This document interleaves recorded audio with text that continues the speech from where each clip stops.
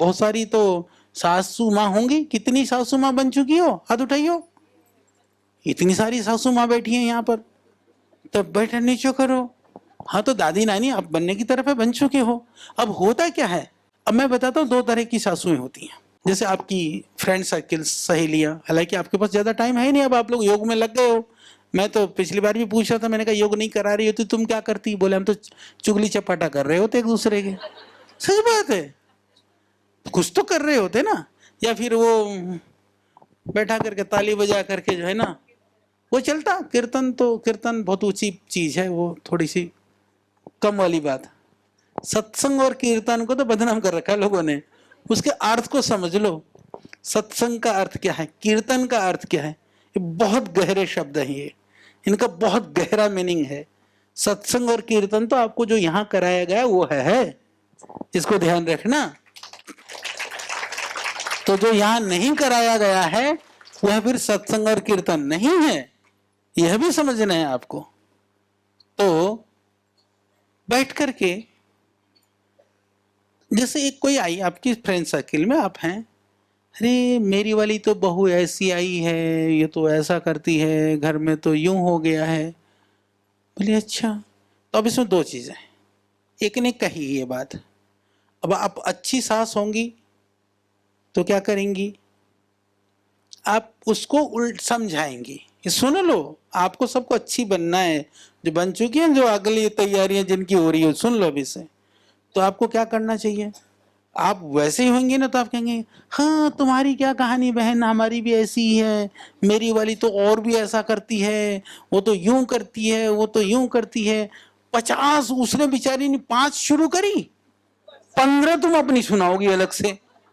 तो उसकी जगह पर क्या करना चाहिए, कहना चाहिए कि वह आप अपने स्वभाव से, अपने व्यवहार से, अपने वाणी से थोड़ा प्रयास करो। आप प्रयास करोगे तो इंसान ही तो है ना, कभी तो बदलेगी, कभी तो बदलाव आएगा, कभी तो समझेगी। सकारात्मक रूप से उसको समझाइए तो शिकायत लगानी भूल जाएगी वो। तो उसकी जगह पर फिर वो कभी आकर के आपके सामने फिर शिकायत न लगाएगी वो। और यदि आपने एक बार सुनने की आदत डाली ना, जब मौका मिल गया फिर तो उसकी पड़ोसिन भी आएगी, पड़ोसी की पड़ोसिन, चलो बोले सुनने वाली कौन सी, बोले वो है वहां चलो। तो आप उसको, मैं ये नहीं कहता हूं कि समस्याओं के, समाज की समस्याओं पर आपको बात नहीं करनी है, आपको करनी है, विशेष कर करके क्योंकि आप माताएं बहनें हो तो आपके साथ माताओं बहनों का टोला ज्यादा संपर्क में रहेगा। पर वहां जब हम वार्ता करें, हम जब चर्चा करें तो हमारी चर्चा समाधानात्मक होनी चाहिए, समाधान वाली होनी चाहिए, समस्या को वहीं पर समाप्त करने वाली होनी चाहिए, समस्या को आगे ले जाने वाली नहीं होनी चाहिए। वही तो योग है। पता चला सुबह सुबह 2 घंटे तो जो सरदेव स्वामी जी कहते हैं खूब पसीना बहाओ, बह भी रहा पसीना, और दिन भर पसीना चुगली चाटे में बह रहा है, बराबर है। सुबह पुण्य, दिन भर बराबर, उसका हिसाब किताब। को हमारे साथ एक थे, हमारे मित्र थे वैसे पहले परिचित, तो कोई बात होती थी तो दिन भर उनका काम था इधर की बातें करें उधर की करें, कोई प्रॉपर्टी की बात करने आ रहा, कोई गाय खरीद रहा, कोई भैंस बेच रहा है, कभी खेती में ये उगा रहा है। तो मैं पूछता था क्या कर रहे हो, बोले दिन भर खरीद बिक्री करी, शाम को बोले घोड़े बेच के सो जाता हूँ मैं। मैंने कहा क्या, बोले बातों में खरीदते हैं बातों में बेचते हैं, ना बेची ना खरीदी। तो आपको यह भी ध्यान रखना है कि हमारा जो समय है, हम किन कार्यों में कितना नियुक्त कर रहे हैं, यह भी योग है। यानी समय का योजन, सदुपयोग, सही रूप से हम समय का सदुपयोग करें। आपके पास समय तो उतना ही है भाई, आपको घर का काम भी करना है, जिम्मेदारियां भी निभानी है, रिश्तेदारियां भी निभानी है, फिर भी उसके बाद में जो बच जाए तो किसमें लगाना है, यह सुनिश्चित करो। एक एक पल का, एक एक क्षण का, फिर आप देखेंगे आपके अंदर वहीं से जो परिवर्तन है, जो जागृति है, जो चेतना है, जो आपके अंदर का जो रूपांतरण है, उसी पल उसी क्षण प्रारंभ हो जाएगा।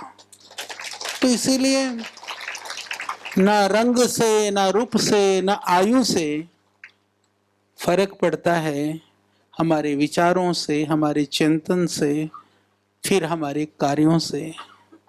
तो इसीलिए हमारा चिंतन, हमारा विचार, हमारा कार्य बहुत सुंदर हो। आप सच में दिव्य हैं, भव्य हैं। भगवान की कृपा आप सबके ऊपर है। इतने दूर दूर से आप यहाँ पर आए हो और एक पवित्र उद्देश्य के लिए आप सब लगे हो, क्योंकि जीवन में मानवता के कल्याण से बड़ा कोई धर्म नहीं है और उस कल्याण के काम को आप कर रहे हो। यानी जो आप निभा रहे हो वो सबसे बड़ा धर्म को निभा रहे हो। ये आपको हमेशा सोचना है और आप करते समय भी ये सोचा करो कि भरसक प्रयास करो। आपके क्लास में 20 लोग आते हैं, सोचो 5 और आ जाएं। 25 आते हैं, सोचो 10 और आ जाएं। तो इससे क्या लाभ होगा?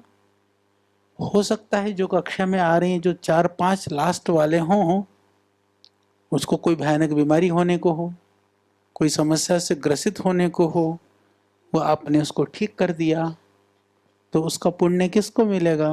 वो आपको मिलेगा। जब हमारे पास पैसा होता है, साधन होता है, तो हम क्या कहते हैं कि हम धर्मशाला बनाएंगे, सेवा करेंगे, गरीबों में बांटेंगे। ये अच्छी बात है। जितना सामर्थ्य है उतना बांटने का काम भी करना चाहिए, परंतु जीवन देने से बड़ा कोई दान नहीं हो सकता कि वह कार्य योग के माध्यम से आप कर रहे हो, ये कभी मत भूलना। तो इस यज्ञ को, इस दिव्य अनुष्ठान को पूरी दिव्यता के साथ में, भव्यता के साथ में, पूरी दृढ़ता के साथ में आपको निरंतर करते रहना है। इसको करते रहो, करते रहो। तो इससे समाज भी बनेगा, देश भी बनेगा, परिवार भी बचेगा और अपने घर में भी, अपने परिवार में भी, जहाँ भी जाएं। परसों आए थे मेरे पास, आते रहते हैं लोग, मैं मिलता रहता हूँ। कई बार कई तरह की कहानियाँ होती हैं। तो वो अपने यहाँ से सीखी हुई बहन जी थी, अभी ज़्यादातर ऑस्ट्रेलिया में रहती हैं, तो उनका बेटा ऑस्ट्रेलिया था। बोले जी मेरी माँ तो ऐसी हो रखी है, बोले जहाँ जाती है आचार्य जी, स्वामी जी ने ऐसी लगन लगा दी है कि बोले वहाँ भी जाकर वही ढूंढती, क्लास कहाँ लगाऊंगी मैं। हाँ, बोले कुछ भी नहीं तो बोले 5, 10, 15 बोले वही इकट्ठा कर लेती है। बोले जहाँ भी वो, फिर वो कुछ ऐसा जॉब था उसका, फिर दूसरी कंट्री में चला गया, बोले वहाँ भी माता ने बोले इकट्ठा कर लिया। तो आप लोगों के अंदर बहुत सामर्थ्य है। तो ये मत सोचो कि कितनी साधन है, कितनी अनुकूलता होगी। घर में भी, परिवार में भी हमेशा ध्यान रखना, क्योंकि जितनी भी अनुकूलता सब जीवन में है ना, जितने आप बैठे हो, सबके जीवन में संपूर्ण अनुकूलता भी किसी के पास नहीं है, पर सब कुछ प्रतिकूलता भी किसी के पास नहीं है। किसी के पास कुछ है, किसी के पास कुछ है। अब की शाम की बात में आया, अभी शाम को मिलने के लिए एक आई बहन जी आई, यहाँ पर एक बहुत बड़ी संस्था है हरिद्वार में, उसमें प्रोफेसर है। वो आकर के कहती है, एकदम रोने लगी, बोले आचार्य जी आप मेरे भाई जैसे हो। पहले एक आध बार मिलने के लिए आई थी। मैंने कहा बोल बहन क्या हुआ? बोला मेरा एक जवान बेटा था, उसकी डेथ हो गई और पति जो है वो शराब पीता है और कई महीने घर से भी गायब रहता है और बाकी चक्करों में भी पड़ा हुआ है, कहे और रोवे। अब पति, मैंने कहा करता क्या है वो? बोले वो भी कुछ अच्छे जॉब में है कहीं पर। तो न घर बचा न बेटा बचा। अब कमा रही प्रोफेसर है, मिल जाते होंगे 2-2.5 लाख 3 लाख रुपए महीना, तो पर उसका क्या? फिर मैंने सामान्य रूप से कहा, मैंने कहा वो पढ़ा है, पढ़ने दो ना, क्यों टेंशन ले रही तू? मैंने कहा कुछ आध्यात्मिकता से जुड़, थोड़ा गृहस्थ को अपना, ठीक है जो भगवान ने देना था, गृहस्थ का सुख भी देख लिया, बेटा भी देख लिया, जो गया भगवान लेके गया, क्या करना है? पर पता है उसका उत्तर क्या था? बोले आचार्य जी हम लोग गृहस्थ लोग हैं ना। अब ये उत्तर हो सकता है क्या? गृहस्थ बचा नहीं है, पर गृहस्थी अंदर से गई नहीं। तो इतना ही जुड़े रहो ना जितना तुमको कर्तव्य भाव से निभाना जरूरी है। आप माँ हो, आप बेटी हो, आप पत्नी हो, आप किसी की बहू हो, तो कर्तव्य तो आपके साथ है, वो आपकी रेस्पॉन्सिबिलिटी है, वो आपकी ड्यूटी है, वह तो आपको करना है, उससे आप नहीं बच सकते हैं, उसको बहुत सुंदरता से करो। परंतु दूसरे लोग भी आपके साथ अच्छा व्यवहार करें, ये उनका कर्तव्य है। यदि नहीं करी तो किसी ने, फिर है तो वह मत करना, ज्यादा परेशान होकर के उसी में अपना दिमाग खराब मत करना, क्योंकि जो आपने अच्छा किया वो आपका कर्तव्य था और उनको अच्छा करना चाहिए, वो उनका कर्तव्य है। पर दूसरा अपने कर्तव्य से विमुख हो रहा है तो उसके लिए आप क्यों दुखी हो? ये ध्यान रखना। ये घरों में आजकल ये खतरनाक स्थितियां हैं, चारों तरफ है, कमोबेश कहीं ना कहीं है। और सुखी रहने का एकमात्र मंत्र है, जो आपकी अनुकूलता है उसमें एंजॉय करो ना, उसमें मस्ती में रहो, उसमें आनंदित रहो। मैं आपसे पूछता हूं, मैं हमेशा ये सोचता हूं, मुझे कई लोग आजकल पूछते, बोला अच्छा जी इतना मस्त सा क्यों रहते हैं?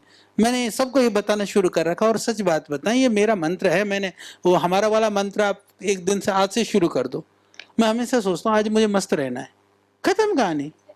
हाँ, आज एक दिन तो मस्ती से रह सकते हो ना, तो आज मस्ती से रहेंगे, कल सवेरा हो जाएगा, सोचो कल दिन भर मस्त रहना है। हाँ भाई, जीना तो एक ही दिन में है ना, वो तो भविष्य है ना, तो वो वर्तमान बन जाएगा, उसमें जीना शुरू कर दो। योजना भविष्य की जरूर बनाओ, पर जीना वर्तमान में सीखो। बस जो है उससे खुशी नहीं है, जो नहीं है वो मिलता नहीं है, बस इसी उधड़ बुन में खींचतानी में जिंदगी खत्म चली गई। अरे जो आज तक नहीं मिला कल क्या मिलेगा, किसकी क्या गारंटी है? फिर क्या खोज रहे हो? नहीं मिलेगा, आज तक नहीं मिला, कल भी ना मिलने वाला। तो इसलिए खुश तो रहना शुरू कर दो, कम से कम तो तुम्हारे हाथ में है। तो जो अपने हाथ में है उसके आनंद ले नहीं सकते, जो नहीं है और वो मिलता नहीं है, तो इसका ध्यान रखो, आनंद से रहो। तो हमारी तो आप सबको बहुत शुभकामनाएं हैं।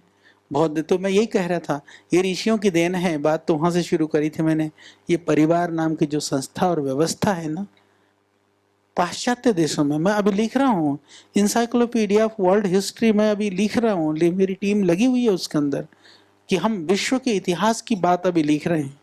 तो हमने देखा है सच में, जो हम कभी कभी कहते हैं ना कि हमारी सनातन परंपरा ने पूरे मानवता को, पूरे विश्व को जीने का ढंग सिखाया, ये बात सत्य है। पर जब ऐतिहासिक रूप से हम पढ़ने जाते हैं तो आध्यात्मिक रूप से तो ये उदाहरण मिलते हैं, पर यदि आप ऐतिहासिक, जिसको कहते हैं ना आर्कोलॉजिकल एविडेंसेस के रूप में यदि जाते हैं, तो दुर्भाग्य से जो इतिहास लिखने वाले जितने लोग थे वो सारे पाश्चात्य लोग थे।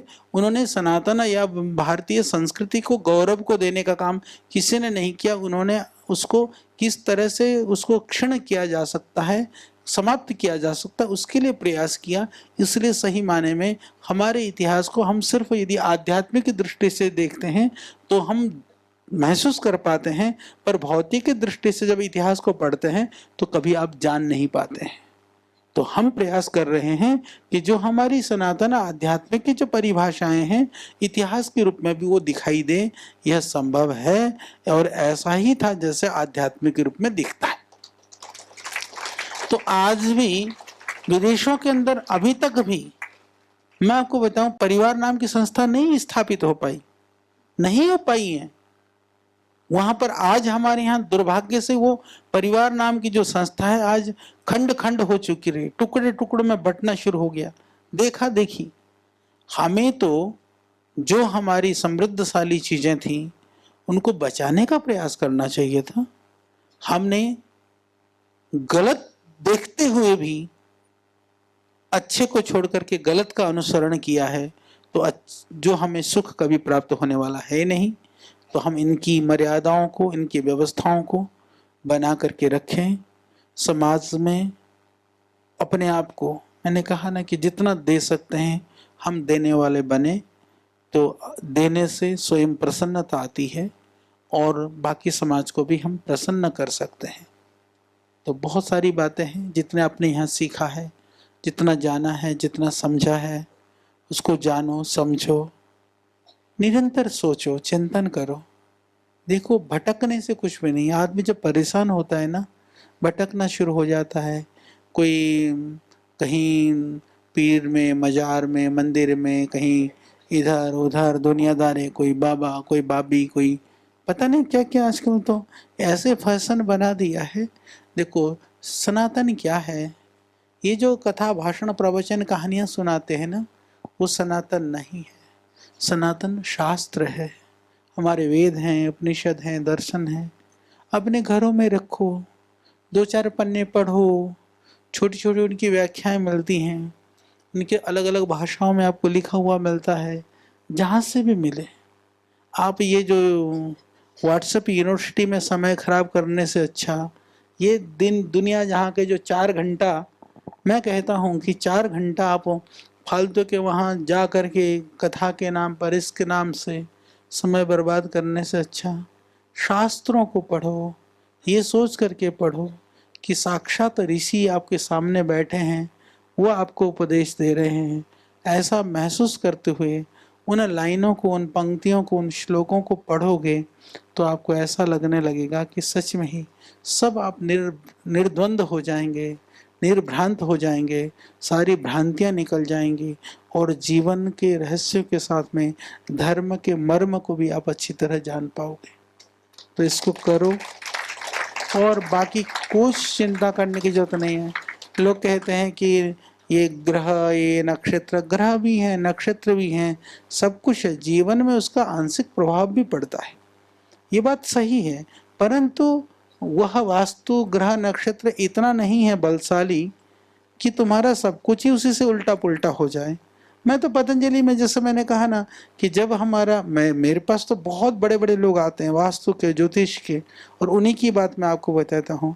जब हमारा फेज 1 बना 2006 में, उसके बाद बहुत सारे लोग आते थे, 7 में, 8 में, 9 में।